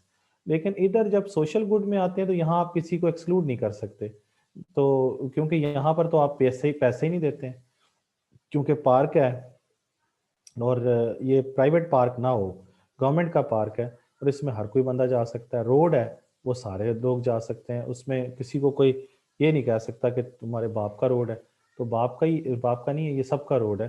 तो इसका मतलब ये हुआ कि इसमें किसी को दूसरे को एक्सक्लूड नहीं कर सकते। स्ट्रीट लाइट पे भी कोई ये नहीं कह सकता कि तुम इसके नीचे नहीं बैठ सकते, इसके नीचे बैठ के पढ़ नहीं सकते। पढ़ सकते हैं, सारे पढ़ सकते हैं, इसमें किसी को एक्सक्लूड नहीं किया जाता। लेकिन आपके घर में लगी हुई जो लाइट है उसमें कोई बाहर का बंदा आके नहीं बैठ सकता, उसमें आप एक्सक्लूड कर सकते हैं। समझ गए? तो मैंने दो दो प्रॉपर्टीज दोनों की बताई है आपको, प्राइवेट गुड की राइवल कंजम्पशन और एक्सक्लूडेबिलिटी, और सोशल गुड की नॉन राइवल कंजम्पशन और नॉन एक्सक्लूडेबिलिटी। अब यहाँ पे जो एक इशू सामने आता है वो ये है कि जब आप सोशल गुड की तरफ मूव करते हैं तो सोशल गुड के अंदर एक इशू पैदा होता है, वो ये कि चूंकि आप किसी को एक्सक्लूड नहीं कर सकते, किसी को आप एक्सक्लूड नहीं कर सकते, और किसी और आपके इस्तेमाल से दूसरों के लिए उसकी क्वांटिटी में भी कमी नहीं आती है, तो उससे एक प्रॉब्लम जनरेट होता है। और वो प्रॉब्लम क्या कहते हैं, उस प्रॉब्लम को, उसे हम कहते हैं free free rider problem. Free rider problem क्यों पैदा होता है? Due to social good. Social good को और क्या नाम देते हैं, मैंने अभी आपको समझाया, पब्लिक गुड। इसका मतलब ये हुआ कि सोशल गुड की जो दो प्रॉपर्टीज हैं उनकी वजह से ये प्रॉब्लम पैदा होता है, फ्री राइडर प्रॉब्लम। क्यों? दो प्रॉपर्टीज क्या है सोशल गुड की, अभी मैंने समझाई है। एक क्या है? नॉन राइवल कंजम्पशन, और दूसरा है नॉन एक्सक्लूजन। आप किसी को एक्सक्लूड नहीं कर सकते। तो आप जब एक्सक्लूड नहीं कर सकते तो कोई बंदा फिर पे करने के लिए भी नहीं तैयार होता। इसका मतलब ये है कि सोशल गुड के अंदर फ्री राइडर का मतलब ये है कि हर बंदा कहता है मैं इसको फ्री इस्तेमाल करूंगा, रोड भी फ्री इस्तेमाल करूंगा, लाइट हाउस है तो वो भी फ्री इस्तेमाल करूंगा, डिफेंस सिस्टम मेरे मुल्क में लगा हुआ है तो वो भी मैं सबको, मुझे फायदा, रोड भी मैं फ्री इस्तेमाल करूंगा, पार्क भी मैं सही फ्री इस्तेमाल करूंगा, स्ट्रीट लाइट भी मैं फ्री इस्तेमाल करूंगा। तो इसकी वजह यह है कि कोई आपको एक्सक्लूड नहीं कर सकता उसके अंदर। तो फ्री राइडर प्रॉब्लम इसे कहते हैं। इसका मतलब है कि नो बडी वांट्स टू पे। पे क्यों नहीं करना चाहते? वो पे, नो बडी वॉन्ट्स टू पे मीन्स कि आप कोई बंदा पे करना ही नहीं चाहता। क्यों नहीं पे करना चाहता? क्योंकि आप किसी को एक्सक्लूड नहीं कर सकते। समझ रहे हैं ना बात? जब आप एक्सक्लूड कर ही नहीं सकते तो फिर वो पे क्यों करेगा? आप एक पार्क में हैं और आप इसके अंदर आ गए हैं, ये पार्क है ना, और आप यहाँ पे खड़े हैं, आपको कोई कहे चल बाहर, तो आप कहेंगे मुझे क्यों करेंगे बाहर आप? तो वो कहेगा जी आपने पे नहीं किया, तो आप कहेंगे इसने भी नहीं किया, इसने भी नहीं किया, इसने भी नहीं किया, इसमें किसने भी नहीं पे किया। तो कोई भी बंदा को आप एक्सक्लूड नहीं कर सकते हैं, क्योंकि ये इसकी मेरे मेरे आने की वजह से पार्क की क्वांटिटी उतनी ही रही है। ये देखें, उतनी ही रही है, ये मैं सर्कल कर रहा हूँ, उतनी ही रही है पार्क की क्वांटिटी। तो फिर मेरी कंजम्पशन भी राइवल नहीं है, नॉन राइवल है, और फिर मुझे कोई इसमें से आउट भी नहीं कर सकता। जब आउट कर ही नहीं सकता तो कौन मुझे को तो फिर मैं क्यों पे करूं? आउट तो तब मैं पे तो मैं तब करूंगा जब मुझे कहा जाएगा कि पे करो। जब मैं पे करूंगा तो फिर वो इसका मतलब ये कि फ्री राइडर तो ना हुई, फिर इसका मतलब वो प्राइवेट बन जाएगी। फिर जब मैं पे करूंगा तो फिर प्राइवेट, क्योंकि एक्सक्लूजन तो प्राइस की बेस पे होती है और वो प्राइवेट गुड में ही होती है। ये देखें, एक्सक्लूजन, एक्सक्लूडेबिलिटी का मतलब है एक्सक्लूजन। आप किसी को एक्सक्लूड कर रहे हैं तो वो प्राइस देख के पे करेंगे तो फिर ही एक्सक्लूड कर सकते हैं, अदरवाइज नहीं कर सकते। तो फ्री राइडर प्रॉब्लम समझ आ गई और उसकी वजह समझ आ गई कि इसके अंदर हर बंदा चाहता है कि उस गुड की, जो सोशल गुड है, उसके बेनिफिट वो विदाउट पेइंग जो है वो उठा ले। अब गवर्नमेंट जब देखती है कि हर कोई फ्री लेना चाहता है सोशल गुड को, तो गवर्नमेंट क्या करती है? गवर्नमेंट क्या करती है? गवर्नमेंट ये करती है कि उसके लिए कुछ चीज़ें करती है। नंबर वन, यानी अगर फ्री राइडर प्रॉब्लम पर काबू पाना है तो उसमें पहली चीज़ ये है कि कंपलसरी पेमेंट गवर्नमेंट रख दे। जैसे आप लोगों ने देखा कि आज से कुछ सालों पहले तक जो है ना, केबल सिस्टम नहीं होता था, तो फिर घर घरों में एंटीना लगा होता था। ये एंटीना होता था ऐसे, ये एंटीना होता था ऐसे, और एंटीना लगा के लोग टेलीविज़न देखते थे यहाँ पे ऐसे। अब वो टीवी देख रहे हैं यहाँ पे। अब नशरियात तो आ रही हैं सारी, ये नशरियात आ रही हैं। अब ये शख्स टीवी की फीस नहीं दे रहा, टीवी लाइसेंस फी नहीं दे रहा, तो क्या गवर्नमेंट रोक सकती है किसी को कि जी इसके घर में नशरियात ना जाएं और इधर से फिर इधर ना नशरियात ही ना जाएं? ऐसा तो नहीं हो सकता ना। तो गवर्नमेंट क्या करती है, मैंने भी एंटीना लगाया हुआ है इधर, और ये नशरियात जो हैं वो मेरे घर भी आ रही हैं, और मैंने भी टीवी लगाया हुआ है यहाँ पे। तो और मेरे टीवी लगाने से नशरियात में कमी भी नहीं आ रही है, यानी नॉन राइवल कंजम्पशन है। ये तो नहीं है कि अंधेरा उजाला ड्रामा जो है वो मेरे घर में अगर आ रहा है तो आपके घर में रुक रुक के आ रहा है या आ ही नहीं रहा, वही सेम आपके घर में भी आ रहा है। तो क्वांटिटी क्या रही है? क्वांटिटी क्या रही है उसकी? क्वांटिटी क्या रही है? सेम। जब क्वांटिटी सेम है तो फिर तो इसका मतलब है कि नॉन राइवल कंजम्पशन है। और एक्सक्लूड आप गवर्नमेंट अगर करना चाहती है ताकि लोग फ्री ना इन नशरियात को फ्री ना देखें, तो गवर्नमेंट क्या करेगी? जैसे गवर्नमेंट ने किया, उन्होंने बिजली के बिल में 50 रुपए या 35 रुपए ऐड करके भिजवाना शुरू कर दिया। कंपलसरी पेमेंट है, चाहे किसी के घर में है या नहीं है, आजकल हर किसी के घर में। तो वो फिर उसमें लग के आ जाता है, वो आप पे करते हैं उसके अंदर, और आपको वो मजबूर कर देती है कि आप फ्री इसको इस्तेमाल नहीं करेंगे। तो फ्री राइडर प्रॉब्लम से सोल्यूशन क्या है कि गवर्नमेंट कंपलसरी पेमेंट लगा दे और वो फिर उससे लोग पेमेंट करेंगे तो उसको इस्तेमाल करेंगे, वरना नहीं करेंगे। इसी तरीके से गवर्नमेंट अगर चाहे, जैसे आप देखें एक आम रोड है उस पे आप सफ़र कर रहे हैं तो आपको कोई रोकने वाला नहीं है, लेकिन अगर यही मोटरवे हो तो आप इधर में आप ये भी पब्लिक गुड ही है, लेकिन आपको उन्होंने कहा जी अगर आपने इसको इस्तेमाल करना है तो पहले यहाँ पे टैक्स पे करें फिर अंदर जाएं आप, अदरवाइज नहीं जा सकते। यानी जो लोग टैक्स पे नहीं करेंगे वो एक्सक्लूड हो जाएंगे, जो टैक्स पे करेंगे वो अंदर जाएंगे। समझ आ गई बात? तो इसका मतलब यह हुआ कि गवर्नमेंट की चीज़ों की जो कीमत होती है वो टैक्स होती है, वो टैक्स वो पे करेंगे तो फिर बात बनेगी, वरना नहीं। तो गवर्नमेंट अगर फ्री राइडर प्रॉब्लम से बचना चाहती है कि लोग पैसा दें, तो गवर्नमेंट को चाहिए कि वो एक्सक्लूजन उसमें लेके आए। लेकिन जो ही एक्सक्लूजन लेके आएगी वो सोशल गुड प्योरली नहीं रहेगी, क्योंकि प्योर सोशल गुड वो होती है जिसके अंदर एक्सक्लूजन होती ही नहीं है। लेकिन जब आप एक्सक्लूजन लेके आ जाते हैं तो ये चीज़ तो रहती है, लेकिन यहाँ से नॉन हट जाता है। जो ही नॉन हटेगा तो आप फ्री राइडर खत्म हो जाएगा वहाँ पे, ठीक है ना। इसी तरीके से गवर्नमेंट उस चीज़ को वो खुद प्रोवाइड करना शुरू कर देती है और डायरेक्टली प्रोवाइड करती है। जैसे लैपटॉप आपको दिए थे, जैसे कोई और चीज़ें देती है गवर्नमेंट, किताबें देती है, तो वो कोशिश करती है कि हर बंदा ना उठा के ले जाए, जो इसके काबिल है, जो इसको जिसको गवर्नमेंट देना चाह रही होती है उसी को ही देती है, बाकी सारे नहीं लेते उस चीज़ को। तो फ्री राइडर सबके लिए नहीं, फ्री सबके लिए नहीं होती, कुछ लोगों के लिए फ्री होती है, सबके लिए वो चीज़ फ्री नहीं होती। तो ये मैंने आपको बताया कि पब्लिक गुड और प्राइवेट गुड क्या होती हैं, और उसके पब्लिक गुड के नतीजे में फ्री राइडर प्रॉब्लम पैदा होता है। और फ्री राइडर प्रॉब्लम को सॉल्व करने के 3 तरीके हैं कि गवर्नमेंट क्या करे, कंपल्सरी पेमेंट ले ले, एक्सक्लूजन ऑन नॉन पेयर्स करे, और नंबर 3 पब्लिक प्रोविजंस पे खुद पब्लिक प्रोवाइड करे। पब्लिक का मतलब गवर्नमेंट है यहाँ पे। तो ये टॉपिक भी यहाँ पे ख़त्म हो गया जी। नेक्स्ट जो टॉपिक है हमारे पास वो है, जो नेक्स्ट टॉपिक है हमारे पास वो है merit and demerit goods. Merit and demerit goods, ये छोटे छोटे से टॉपिक हैं, इनको समझते हैं। मेरिट गुड क्या होती हैं और डीमेरिट गुड क्या होती हैं? मेरिट गुड वो होती हैं जो कि सबके लिए बेनिफिशियल होती हैं, और गवर्नमेंट ये चाहती है कि सब लोग उसको यूज़ करें। समझ आ गई? मेरिट गुड, मेरिट का मतलब मेरिट गुड्स हैं, merit goods and demerit goods. Merit goods वो हैं जो कि क्या हैं, जो कि सब लोगों को फ़ायदा पहुंचाती है, यानी ये सब लोग चाहते हैं कि हम उसको इस्तेमाल करें। तो दैट सोसाइटी वांट्स, जो सोसाइटी चाहती है वो मेरिट गुड है, और जो सोसाइटी नहीं चाहती, society society does not want, जिसको सोसाइटी नहीं चाहती वो डीमेरिट गुड्स हैं, जिसको सोसाइटी चाहती है वो मेरिट गुड्स हैं। अब सोसाइटी क्या चाहती है? सोसाइटी चाहती है मुल्क में एजुकेशन हो, एजुकेशन दी जाए, तो एजुकेशन क्या बन जाएगी? Merit good.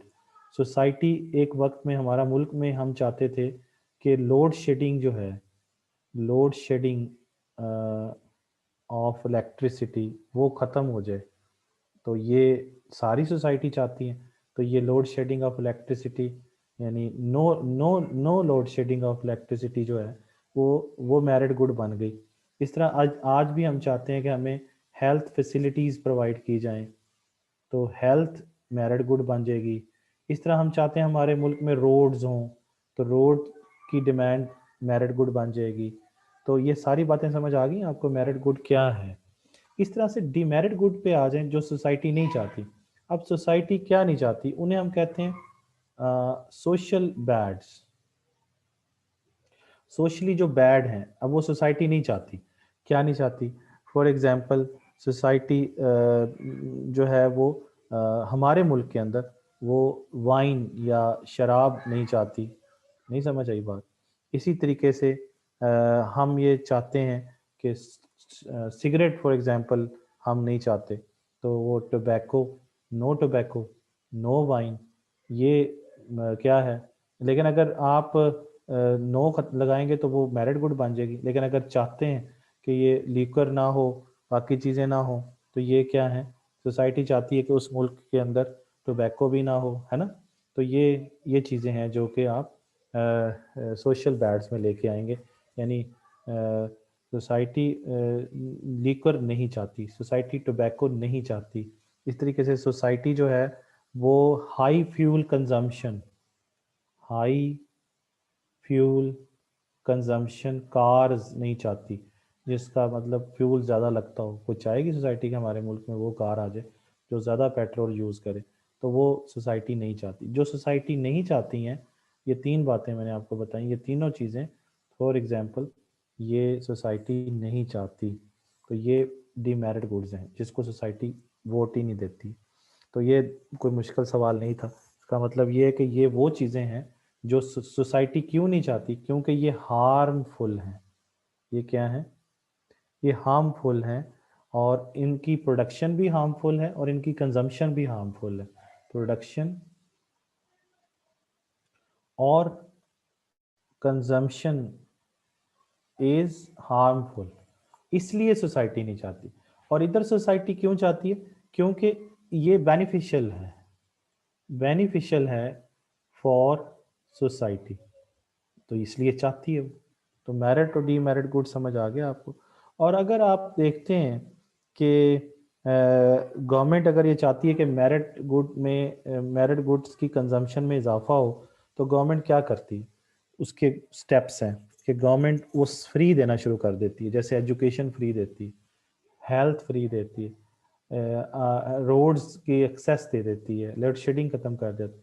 जब गवर्नमेंट ये चाहती है कि ये चीज़ उस मुल्क में बहुत ज़्यादा हो, तो वो फ्री देना शुरू कर देती, पहली बात।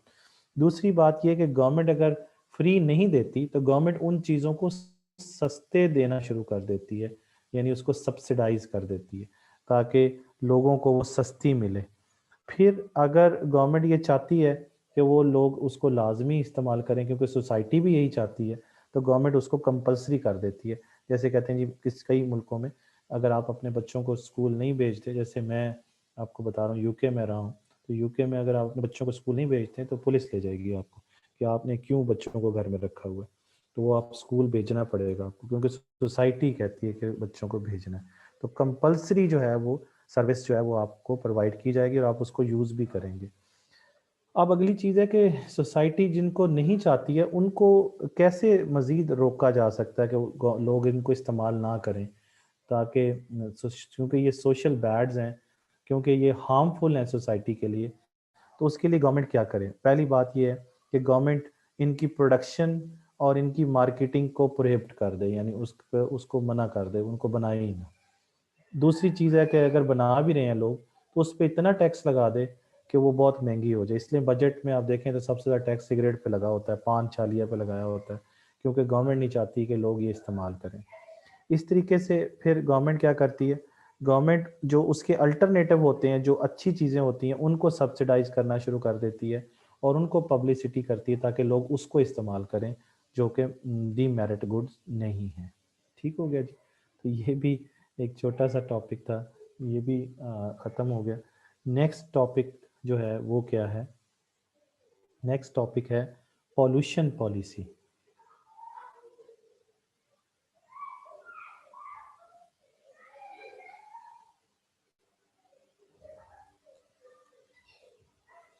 पॉल्यूशन पॉलिसी,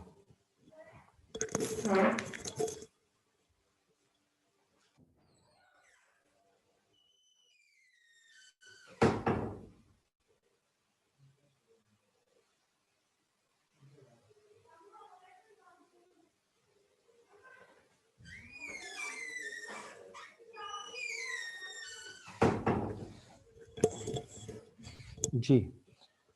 तो पॉल्यूशन पॉलिसी जो है ये भी एक छोटा सा टॉपिक है, इसको भी हम लोग डिस्कस करते हैं कि ये क्या है। ये जो अभी तक हमने चीज़ें पढ़ी हैं, मैं पहले आपको किताब से इसको शो कर दूं ताकि आप लोगों को ये नज़र आ जाए कि ये क्या क्या किया है हम लोगों ने। तो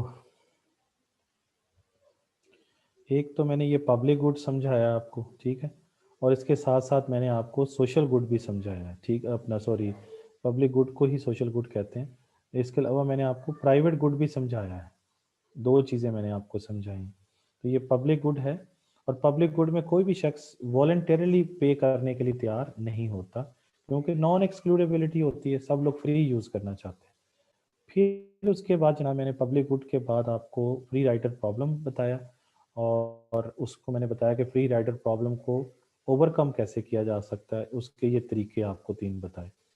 उसके बाद मैंने अभी आपको मेरिट गुड और डीमेरिट गुड समझाया, और फिर मैंने आपको बताया कि उसमें गवर्नमेंट अगर चाहती है कि मेरिट गुड की कंजम्पशन में इजाफा हो, तो गवर्नमेंट क्या-क्या तरीके अडॉप्ट कर सकते हैं, ये मैंने आपको बताए। फिर डीमेरिट गुड को अगर कम करना चाहती है तो फिर क्या-क्या करना चाहिए, ये 3 तरीके भी मैंने आपको बता दिए हैं। इसके बाद अब मैं शुरू करने जा रहा था पॉल्यूशन पॉलिसी। देखिए, पॉल्यूशन हमारे मुल्क में शायद इतना बड़ा मसला ना हो, या हम उसको अभी उसका इदराक नहीं है हमें, लेकिन दुनिया के अंदर पॉल्यूशन एक बहुत बड़ा मसला बन चुका है। और वो पॉल्यूशन की वजह क्या है? पॉल्यूशन की वजह एक्सटर्नैलिटीज़ हैं, क्योंकि आप प्रोडक्शन करते हैं या कंजम्पशन करते हैं, तो एक्सटर्नल जो कॉस्ट है, वो एक्सटर्नल कॉस्ट की एक एग्जांपल जो है वो पॉल्यूशन भी है, ठीक है ना जी। वो कैसे? जैसे मैंने अभी आपको फर्टिलाइज़र की एग्जांपल दी थी, फर्टिलाइज़र बनाने की एक इंटरनल कॉस्ट है, एक एक्सटर्नल कॉस्ट भी है, जो धुआं की शक्ल में, या उसका जो केमिकल वाला पानी है वो अगर ज़मीन के नीचे जा रहा है तो पूरा लोग टीबी का शिकार हो रहे हैं, बाकी मसाइल हो रहे हैं। तो पॉल्यूशन पॉलिसी हर मुल्क की होती है, और पाकिस्तान की भी पॉल्यूशन पॉलिसी जो है वो मौजूद है। तो पॉल्यूशन होती किस वजह से है? या तो प्रोडक्शन की वजह से होती है, या फिर कंजम्पशन की वजह से होती है। दो वजूहात होती हैं, और ये मैंने आपको पीछे बताई भी हैं कि कैसे होता है। तो बहरहाल जैसे आपने यहाँ देखा कि कार जो है वो पॉल्यूशन क्रिएट करती है, जब जब हम उसको बना रहे होते हैं, जब उसको हम असेंबल कर रहे होते हैं, और जब हम उसको ड्राइव कर रहे होते हैं, और फाइनली जब हम उसको डंप कर देते हैं। ये पूरा उसका लाइफ साइकिल है। इस पूरे लाइफ साइकिल के अंदर देख लें कि कार जो है वो कितनी ज़्यादा पॉल्यूशन क्रिएट कर रही है। पॉल्यूशन का मतलब नॉइस पॉल्यूशन भी हो सकता है, पॉल्यूशन का मतलब जो है वो एयर पॉल्यूशन भी हो सकता है, वाटर पॉल्यूशन भी हो सकता है। पॉल्यूशन किसी भी शक्ल में आपको नज़र आ सकती है वहाँ पे, ठीक है ना जी। अब बात समझने वाली ये है कि जब आप सिर्फ कार की प्रोडक्शन की बात करें, ये फ़र्ज़ करें ये कार का कारखाना है, यहाँ पे कार बन रही है, तो कार के बनने की एक कॉस्ट है जिसे हम कहते हैं इंटरनल कॉस्ट या प्राइवेट कॉस्ट, जो ये कंपनी खुद बर्दाश्त कर रही है, उसको बना जो रही है, तो वो प्राइवेट कॉस्ट है जो वो बर्दाश्त कर रही है। लेकिन एक जो कार बनने के नतीजे में ये धुआं बाहर जा रहा है, या शोर पैदा हो रहा है, इधर 7 लोग रहते हैं, ये फर्ज कर लें घर है इधर, तो या कोई और जगह है, या वहाँ पे वो लोग हैं, तो ये जो पोल्यूशन क्रिएट कर रहे हैं इसकी एक अलहदा कॉस्ट है, जिसको हम एक्सटर्नल कॉस्ट कहते हैं। इसको हम क्या कहते हैं? एक्सटर्नल कॉस्ट कहते हैं। और वो एक्सटर्नल कॉस्ट ये फैक्ट्री का मालिक पे करने के लिए तैयार नहीं है। जब नहीं है तो फिर गवर्नमेंट को इंटरवेंशन करनी पड़ती है, और गवर्नमेंट इसके ऊपर टैक्स लगा देती है आगे। किसके ऊपर?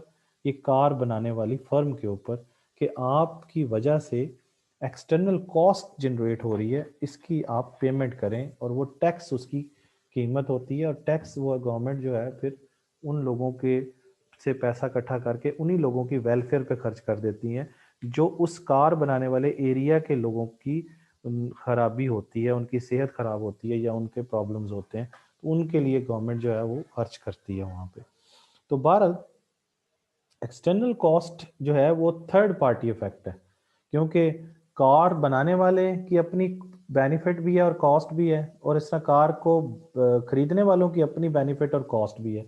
लेकिन कुछ लोग वो भी हैं जो जो कार ना खरीद रहे हैं ना बेच रहे हैं, वो तीसरे लोग हैं, वो मुफ्त में ही मतलब पोल्यूशन का शिकार हो रहे हैं, हर तरह की पोल्यूशन का शिकार हो रहे हैं। तो उसको कौन आके कंपनसेट करेगा? उसको गवर्नमेंट करती है आगे। और गवर्नमेंट इस पार्टी को कहती है जिसकी वजह से एक्सटर्नल कॉस्ट क्रिएट हो रही है, कि आप टैक्स दें, और फिर वो टैक्स लेके उन लोगों को देती है जिन लोगों को नुकसान पहुंच रहा होता है, या जिन लोगों को एक्सटर्नल कॉस्ट बेयर करनी पड़ रही होती है। तो इसलिए जब भी एक्सटर्नल कॉस्ट शामिल हो जाती है तो फिर आपकी सोशल कॉस्ट जो होती है ना, वो आपकी प्राइवेट कॉस्ट से क्या हो जाती है, बढ़ जाती है। क्योंकि अगर तो सोशल कॉस्ट आप कर रहे हैं, सोशल कॉस्ट की इक्वेशन ज़रा याद रखें। सोशल कॉस्ट की इक्वेशन है इंटरनल कॉस्ट या प्राइवेट कॉस्ट जिसे कहते हैं, plus external cost, plus external cost. और अगर ये एक्सटर्नल कॉस्ट नहीं है वहाँ पे, तो फिर सोशल कॉस्ट ही इंटरनल कॉस्ट है। लेकिन अगर वहाँ पे ये एक्सटर्नल कॉस्ट ऐड कर लें हम, तो फिर हमें ये नज़र आता है कि सोशल कॉस्ट फर्ज कर लें ये 10 रुपये है और सोशल एक्सटर्नल कॉस्ट 5 रुपये है, तो टोटल सोशल कॉस्ट 15 रुपये बनती है। तो यहाँ पे आप देखें कि सोशल कॉस्ट जो है, ये जो बात कर रहे हैं कि social cost of the product वो बढ़ जाती है, यानी ग्रेटर देन हो जाती है प्राइवेट कॉस्ट से। तो प्राइवेट कॉस्ट देखें कितनी है, 10 है। ये इंटरनल कॉस्ट का क्या मतलब है, प्राइवेट कॉस्ट है। तो ये अगर जब भी एक्सटर्नल कॉस्ट मौजूद होगी, सोशल कॉस्ट प्राइवेट कॉस्ट से ज़्यादा हो जाएगी। ये आपके सामने है कि 15 ज़्यादा है 10 से।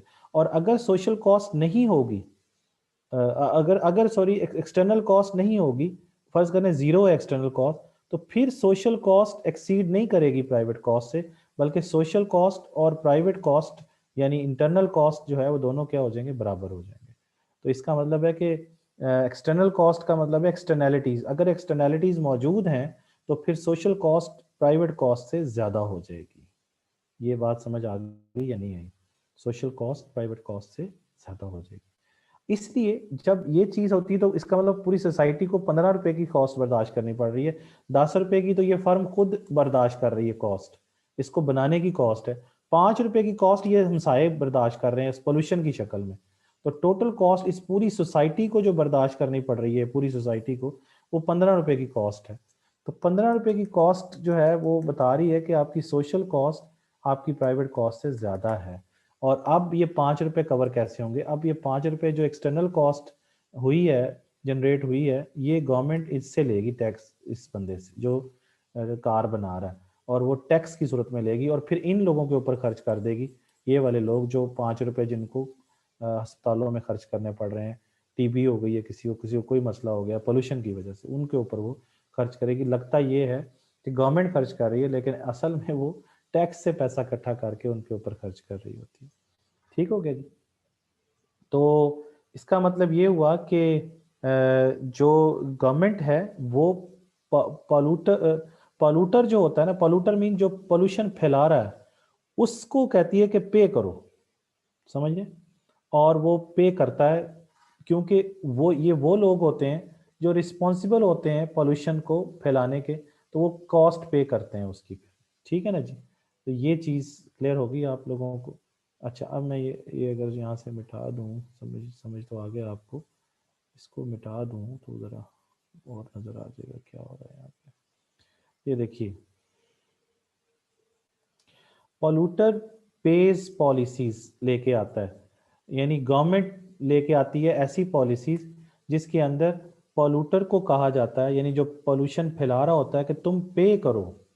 तो पोल्यूटर को कहा जाता, ऐसी पॉलिसीज लेके आई जाती हैं, गवर्नमेंट लेके आती है, जिसमें वो उस पॉलिसी में कहती है कि पोल्यूटर भाई पे करो, क्योंकि तुम रिस्पॉन्सिबल हो पोल्यूशन फैलाने के, और वो कॉस्ट उसकी पे करो। और उससे ये होता है कि इस वजह से वो क्या करता है, मिनिमाइज करता है पोल्यूशन को, क्योंकि उसको पे करना पड़ता है, कॉस्ट पे करनी पड़ती है टैक्स की शक्ल में। तो वो कोशिश करता है उस चीज़ को बनाए ना, जिससे, या वो एनवायरमेंटल फ्रेंडली टेक्नोलॉजी फिर वो लेके आता है। जैसे अब यहाँ पे देखते हैं कि क्या होता है, गवर्नमेंट किस तरह कहती है कि उनको पे करें। गवर्नमेंट पोल्यूटर को कहती है कि आप एक काम करें, आप हमें 3 तरह से, ये तीनों जो है वो पोल्यूशन पॉलिसी के इंग्रेडिएंट्स हैं, इनको ज़रा समझते हैं। गवर्नमेंट उनको परमिट दे देती है, यानी इजाज़त दे देती है पोल्यूट करने की, कि चलो जी करो पोल्यूशन फैलाओ, लेकिन उसकी एक हद बता देती है कि एक सर्टेन अमाउंट ऑफ एमिशन है जो आप जो है प्रोड्यूस करेंगे, फैक्ट्रीज जो हैं ख़ास तौर पर, कि कितनी कार्बन डाइऑक्साइड गैस हर साल आप प्रोड्यूस कर सकते हैं। उससे ज़्यादा अगर आपने प्रोड्यूस किया तो ये ट्रेडेबल परमिट दिया हुआ है उन्होंने, यानी वो आप कोई आता है ना आपके पास, ये बाहर में ख़ास तौर पर कि जी आप इतना धुआं फैला रहे हैं, तो वो क्या कहेगा, वो कहेगा जी मैंने गवर्नमेंट से इस चीज़ का क्या किया हुआ है, परमिट लिया और गवर्नमेंट को मैं उसकी चार्जेस पे करता हूँ, क्योंकि मेरे फॉर एग्जांपल आपका ईंटों का भट्टा ही है और उसकी वजह से धुआं फैल रहा है, तो अगर ये यूके में होता तो या किसी और डेवलप कंट्री में होता तो उसने पहले परमिट लेना था, जी मैं इतनी धुआं फैला लूँ इधर आसमान में या माहौल में, तो वो गवर्नमेंट उसको कहती ठीक है आप इतना धुआं फैलाएं और इतनी इसकी कॉस्ट है वो हमें पे करें, तो फिर वो कहीं आ गई। यहाँ तो कोई पूछने वाला नहीं है, जो मर्जी कर सकता है। तो अगर वो उससे ज़्यादा धुआं फैलाएगा तो जाहिर सी बात है फिर वो और ज़्यादा पे करेगा। तो या फिर वो क्या करेगा, इन्वेस्ट करेगा, क्लीन टेक्नोलॉजी लेके आएगा जिसमें धुआं निकले ही ना, या कोई धुआं निकले तो उसमें कार्बन डाइऑक्साइड जो है या जो एमिशन होती हैं वो कम से कम हो। तो और अगर वो क्लीन टेक्नोलॉजी ले आता है और उसके पास अभी भी परमिट पड़ा हुआ है पोल्यूशन करने का या पोल्यूट करने का माहौल को, तो वो बेच सकता है उस परमिट को दूसरी फर्म को पैसे लेके, ताकि वो फर्म अब पोल्यूशन कर सकें, क्योंकि उनके पास क्लीन टेक्नोलॉजी नहीं है, तो वो अपना परमिट उनको भी बेच सकता है, इजाज़तनामा। तो ये गवर्नमेंट तो वहाँ पैसे लेती है ताकि लोग पोल्यूशन फैलाएं ही ना।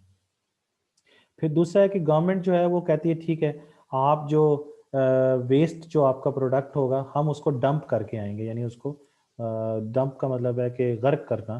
तो गर्क कर कहाँ करेगी गवर्नमेंट, बाहर जाके शहरों से बाहर जाके उस प्रोडक्ट वेस्ट को बाहर जाके उसको दफना के आएगी, उसके वो गवर्नमेंट पैसे लेगी उन फैक्ट्री वालों से। तो इसका मतलब ये है कि जो भी डिस्पोजेबल मटेरियल होता है उनको लैंडफिल टैक्सेस कहते हैं, क्योंकि बहुत सारे बाहर शहर से बाहर जो खड्डे वगैरह होते हैं या बहुत ज़्यादा चीज़ें होती हैं, ज़मीनें बेकार बंजर पड़ी होती हैं, वहाँ जाके उसको फेंक आते हैं सारे वेस्ट को, और या फिर उनको रिसाइकल करते हैं। तो इसका मतलब ये है कि उसके लिए वो चार्जेस लेती है गवर्नमेंट। फिर तीसरा ये है कि अगर कोई गवर्नमेंट अपनी रेगुलेशन बनाती है और जो लोग उसकी ब्रीचिंग करते हैं, ब्रीचिंग का मतलब होता है वायलेशन, जो उसको तोड़ते हैं, एनवायरमेंटल लॉज को तोड़ते हैं, वायलेशन करते हैं, रेगुलेशन को तोड़ते हैं, उनके ऊपर फाइन करती है गवर्नमेंट और उन्हें बताती है कि हम आपको मिनिमम बता रहे हैं कि आपने इतना रिसाइकलेबल या रिकवरेबल मटेरियल लेके आना है, इससे ज़्यादा नहीं लेके आना। और अगर आपने एनवायरमेंटल फ्रेंडली टेक्नोलॉजी लेके आएंगे तो वेरी गुड, और अगर नहीं लेके आएंगे तो फिर हम आपके ऊपर चार्जेस लगाएंगे, फाइन्स लगाएंगे, ताकि माहौल ख़राब ना हो। तो ये सारी चीज़ें गवर्नमेंट कर रही होती है वहाँ पे। ठीक हो गया जी। तो ये है जी स्टोरी जो कि आपको बता रही थी कि क्या क्या होता है वहाँ पे। अब नेक्स्ट क्वेश्चन जो है वो हम लोग पढ़ लेते हैं, that is government intervention in the market to deal with externalities. जब भी एक्सटर्नैलिटीज जनरेट होंगी, एक्सटर्नैलिटीज का मतलब मैंने बताया हुआ है, या एक्सटर्नल बेनिफिट है या एक्सटर्नल कॉस्ट है, तो गवर्नमेंट उसमें क्या करती है, इंटरवेंशन करती है, मुदाखलत करती है मार्केट में, और फिर वो लोगों को बचाती है एक्सटर्नल कॉस्ट से और एक्सटर्नल बेनिफिट से। जैसे मैंने अभी आपको बताया कि जो फैक्ट्री वाले थे उनके धुआं जो वो फैला रहे थे उससे उन्होंने क्या किया था, उन्होंने उसके ऊपर टैक्स लगाया था, गवर्नमेंट ने कितना टैक्स लगाया था, 5 रुपए का, और वही टैक्स फिर उन्होंने उनकी एजुकेशन पे, उनकी हेल्थ पर खर्च किए थे गवर्नमेंट ने। तो government intervention to deal with the externalities clear हो को अब हम पढ़ते हैं। तो कैसे पढ़ते हैं, एक मिनट, इसमें कोई सवाल है, सर स्क्रीन शो नहीं हो रही, अब तो हो रही है, थोड़ा स्टार्ट से समझा दें। Oh my goodness,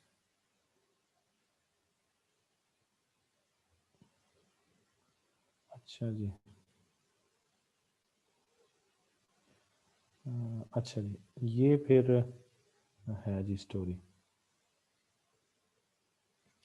sir manufacturing company की एक्सटर्नल कॉस्ट क्या होगी?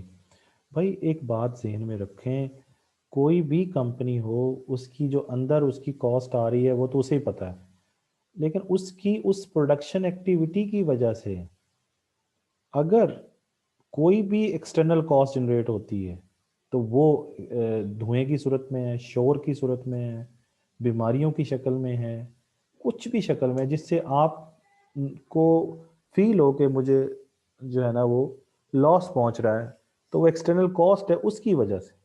आप एक छोटी सी बात सुने, आपके घर में आपने एक गाना लगाया हुआ है, एक सॉन्ग चलाया हुआ है आपने, तो आप सुन रहे हैं, उसका फ़ायदा भी आपको ही हो रहा होगा, उसका लॉस। अब उसकी आवाज़ आप बिल्कुल तेज़ करके छत पे लगा दें, तो पूरा मोहल्ला सुनेगा आपका।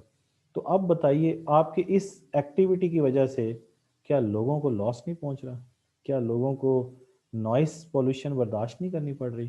तो उसको डील कौन करेगा आके? उस इस जगह पे आके गवर्नमेंट आके इंटरवेंशन करती है फिर। आई बात समझ? इस चीज़ में गवर्नमेंट इंटरवेंशन करेगी और वो कहेगी लाउड स्पीकर नहीं चलाना आपने, क्योंकि क्योंकि एक्सटर्नैलिटीज़ जनरेट हो रही हैं, एक्सटर्नल कॉस्ट लोगों को बेयर करनी पड़ रही है। गवर्नमेंट की इंटरवेंशन 2 तरह की होती है। गवर्नमेंट अगर समझती है कि किसी के अमल की वजह से अच्छा अमल हो रहा है और लोग फ़ायदा उठा रहे हैं, तो गवर्नमेंट उसको सब्सिडी देना शुरू कर देती है। इंटरवेंशन किस शक्ल में करती है? सब्सिडी की शक्ल में। और अगर समझती है गवर्नमेंट के इसके इस अमल की वजह से लोगों को नुकसान पहुंच रहा है, तो गवर्नमेंट उसको क्या करती है? उसके ऊपर टैक्स लगा देती है। तो गवर्नमेंट की जो इंटरवेंशन है, इंटरवेंशन का मतलब होता है मदाखलत करना। तो गवर्नमेंट मुदाखलत कैसे करती है? मुदाखलत करने की बुनियाद क्या है गवर्नमेंट की? क्योंकि मार्केट है ना, मार्केट में तो दो किस्म की मखलूक है, एक सेलर है और एक बायर है। तो तीसरी मखलूक वो है जो इन दोनों की वजह से या तो फ़ायदा उठा रही है या नुकसान उठा रही है, जिसे एक्सटर्नल बेनिफिट या एक्सटर्नल कॉस्ट कह रहे थे हम। ठीक है ना जी?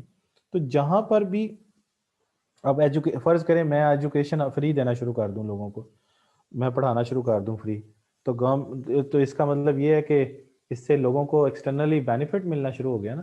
तो गवर्नमेंट अब मुझे क्या करेगी? मुझे सब्सिडी देना शुरू कर देगी। मुझे वो पैसे देना शुरू कर देगी, बेनिफिट देना शुरू कर देगी, क्योंकि मेरी वजह से थर्ड पार्टी इफेक्ट्स हो रहे हैं और वो पॉजिटिव हो रहे हैं, नेगेटिव नहीं हो रहे, पॉजिटिव हो रहे हैं। ठीक है?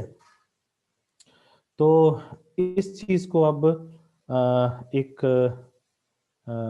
ग्राफ की सूरत में अब समझते हैं हम लोग, ग्राफ की सूरत में। ठीक है जी। ये बार बार सारा ऊपर चला जाता है, इसको दोबारा फिर ऊपर करना पड़ेगा।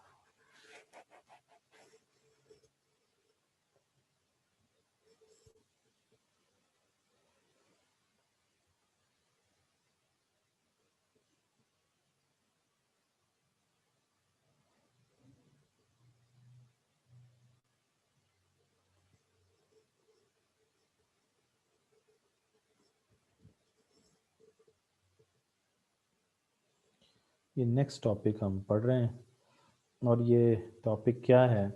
ये है government intervention in the market to deal with the externalities.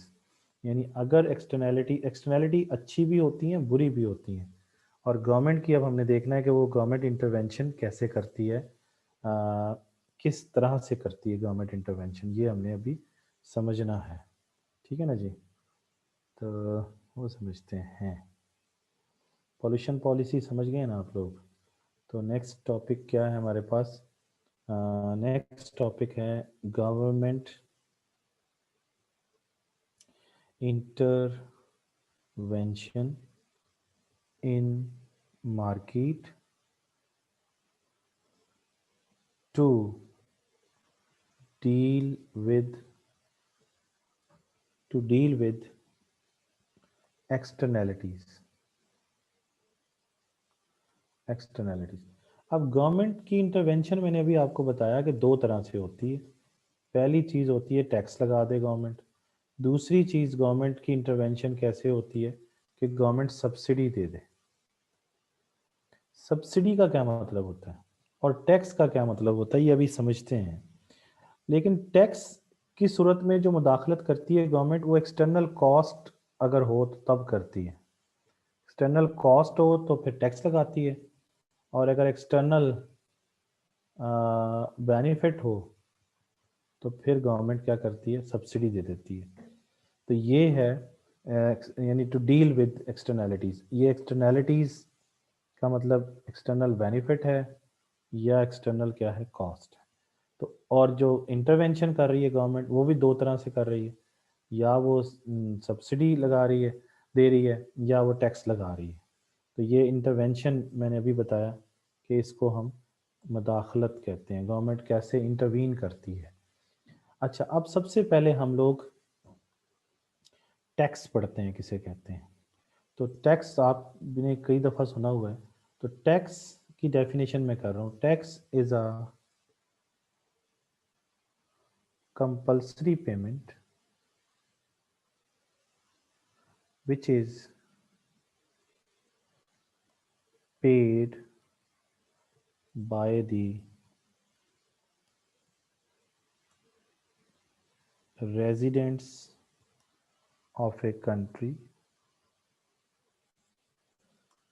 for these payments. For these payments, people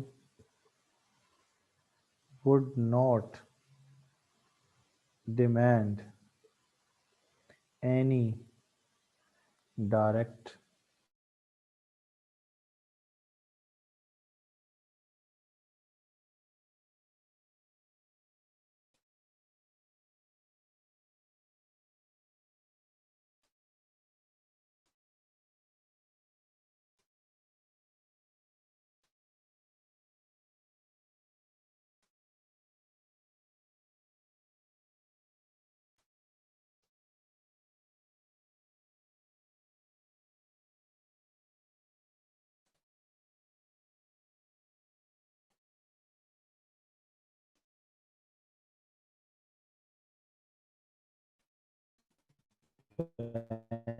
benefit